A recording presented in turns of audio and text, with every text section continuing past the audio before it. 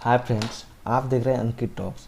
मैं अंकित आज आपको बताने जा रहा हूँ एनएसए क्या है, एनएसए क्यों लगाया जाता है, एनएसए कैसे लगाया जाता है, एनएसए सब क्या है। सबसे पहले हम इसके बारे में जानेंगे। एनएसए नेशनल सिक्योरिटी एक्ट है, जिसको 1980 के तहत हम जानते हैं। यह एक्ट मीसा को रिप्लेस करके लाया गया। अब आप पूछेंगे मीसा है क्या? Misa maintenance of internal security act, जो कि यूपीए की गवर्नमेंट में जब इंदिरा गांधी प्रधानमंत्री हुआ करती थी हमारे देश में, उस समय इसको लागू किया गया, मतलब अमेंडमेंट करके इसको लागू किया गया था। बट इसका इतना दुरुपयोग हुआ अपने देश में कि इसको 1977 में इसको निरस्त कर दिया गया था। उस समय क्या होता था, मीसा के तहत तुरंत कार्रवाई होती थी और किसी को उठा करके आप जेल में डाल सकते थे और वो कोर्ट के अंदर नहीं जा सकता था कोई भी व्यक्ति। फिर इसका गलत उपयोग होने की वजह से 1977 में इसको निरस्त कर दिया गया। फिर 1979 में अमेंडमेंट हुआ और एनएसए लाया गया, नेशनल सिक्योरिटी एक्ट, जिसको 27 दिसंबर 1980 को लागू किया। अब हम जानें कि एनएसए आ कहाँ से रहा है, एनएसए कब से आ रहा है। एनएसए अपडेटेड वर्जन है, बट इससे पहले रॉलेट एक्ट के बारे में जानेंगे। रॉलेट एक्ट 1919 में जब ब्रिटिश गवर्नमेंट की रूल इंडिया के अंदर चलती थी तब ये लागू किया गया था 1919 में। उस समय जब भी कोई व्यक्ति या कोई भी संदिग्ध व्यक्ति अगर सरकार के खिलाफ कुछ भी बोलता था, उसको सीधे उठा करके जेल में डाल दिया जाता था और ना ही उसको कोर्ट में जाने की परमिशन थी और ना ही वकील परामर्श करने की परमिशन थी उसको। फिर 1950 में इसको प्रिवेंटिव डिटेंशन एक्ट लाया गया, यानी पीडीए लाया गया और इसको 1969 में लागू किया गया। यानी पूरे कॉन्स्टिट्यूशन रेडी हो जाने के बाद में 19 साल के बाद में इसको लागू किया गया और 1971 में मीसा बना। फिर 1977 में मीसा को निरस्त कर दिया गया। 1980 में एनएसए लगा। एनएसए, अब इसके बारे में हम जानेंगे कौन से आर्टिकल में है संविधान के। हमारे आर्टिकल 22 गिरफ्तारी से संरक्षण में इसके बारे में हम जानेंगे। गिरफ्तारी से संरक्षण में दो तरह की गिरफ्तारी होती है। एक तो प्रिवेंटिव डिटेंशन एक्ट के तहत, यानी अब इन फ्यूचर आप कोई भी गलती करना चाहते हैं या कर रहे हैं तो आपको पुलिस डायरेक्ट गिरफ्तार कर लेगी, या आपको पुलिस को पता है कि कुछ भी कर सकते हैं आगे, मतलब संदिग्ध व्यक्ति आप लगेंगे तो आपको गिरफ्तार किया जा सकता है। दूसरा होता है वारंट दिखा करके, यानी पुनिटिव यानी दंडात्मक।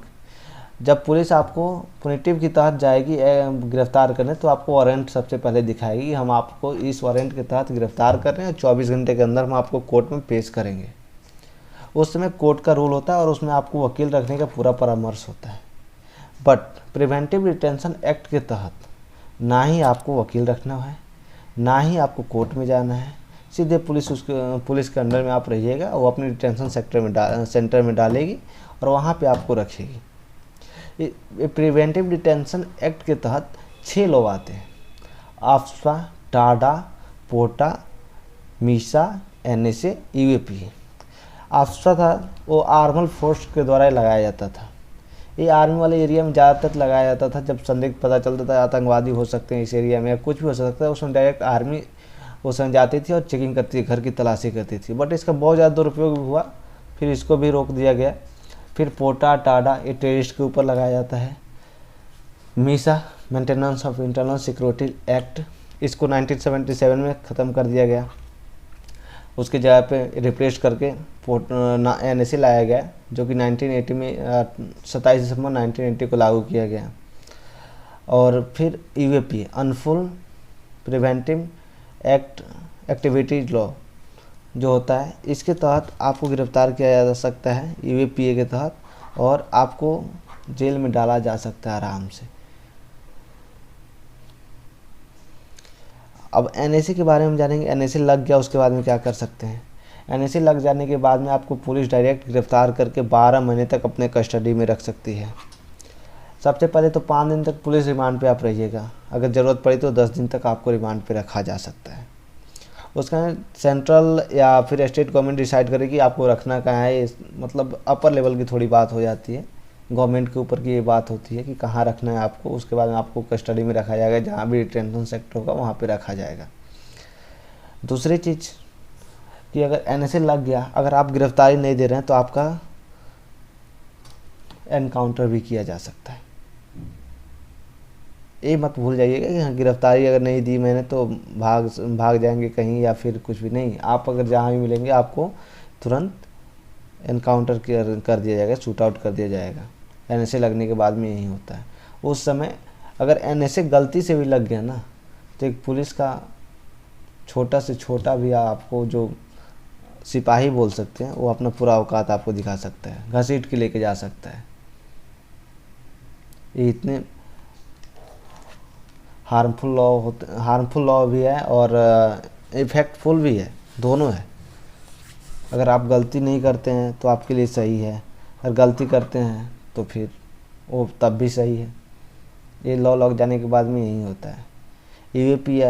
ईवीपीए जो अक्सर है ये नेताओं के ऊपर सबसे ज़्यादा लगता है।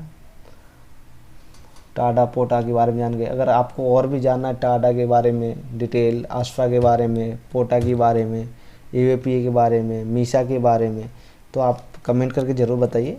हम आपको आगे नेक्स्ट वीडियो में ज़रूर बताएंगे कि टाडा आसफा क्या है। और भी डिटेल में जानना चाहते हैं आर्टिकल 22 को तो मैं बता सकता हूँ, आप कमेंट में ज़रूर बताएं। Thank you. जय हिंद।